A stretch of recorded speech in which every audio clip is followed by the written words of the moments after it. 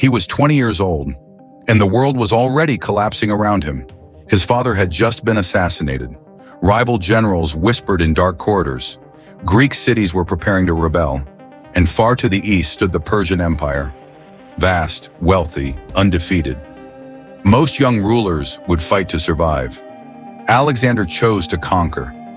The palace in Macedon is tense. Torches flicker against stone walls. Armor shifts in uneasy silence. Older commanders study him, waiting for hesitation. They don't get it. Alexander moves fast, securing the throne, eliminating rivals, crushing resistance before it spreads. When Thebes rebels, confident he is too young to respond decisively, he marches without delay. The city falls, completely. The message spreads across Greece like thunder. This is no fragile successor. This is a force. With Greece unified, he turns east, toward Persia. 334 BC. He crosses into Asia with around 40,000 soldiers. A small number compared to the massive Persian war machine waiting ahead. At the Granicus River, Persian cavalry charge hard.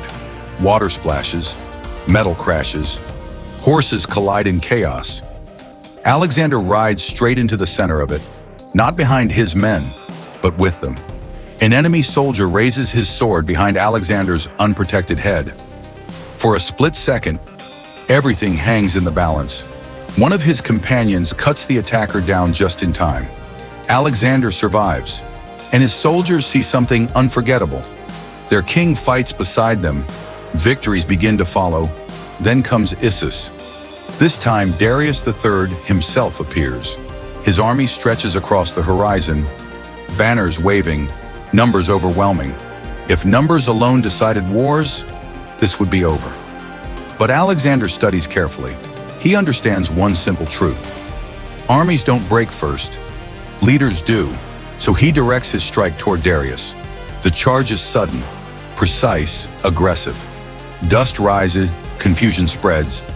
Persian lines waver, and then it happens. Darius turns his chariot and runs. When a king runs, confidence collapses. The Persian army fractures. Victory. Alexander captures Darius's family. He could humiliate them, display them as trophies. He doesn't. He treats them with respect. Because he isn't thinking like a raider. He's thinking like a ruler. He doesn't just want to defeat Persia, he wants to replace it. Egypt welcomes him without resistance. They crown him pharaoh. On the Mediterranean coast, he founds a city, Alexandria, a future center of trade, knowledge, and culture. Even during relentless campaign, he builds. That's vision. The decisive battle arrives at Gaugamela in 331 BC. Darius prepares carefully. Flat terrain for chariots. Massive formations ready for impact. Alexander observes quietly. Then he shifts his army sideways, stretching Persian lines and forcing adjustments. A small gap appears. Just enough. Alexander sees it instantly and drives his cavalry straight through the opening, aiming once again for Darius. The precision is breathtaking, and once again, Darius flees. This time the Persian Empire collapses completely. Babylon falls, Susa falls, Persepolis burns. By 25 years old, Alexander controls the largest empire in the known world. Pause for a moment and think about that. 25. Most leaders would consolidate power. Alexander pushes further, across deserts, through mountains, into lands unknown to his soldiers. Years pass, victories continue, but exhaustion grows. At the Hyphasis River in India, his army refuses to march farther. They have traveled thousands of miles, fought endless battles, buried countless friends. For the first time, Alexander cannot conquer what stands before him. Not an army, but human limits. After days of tension, he agrees to turn back, reluctantly. Babylon, 323 BC. He is 32 years old.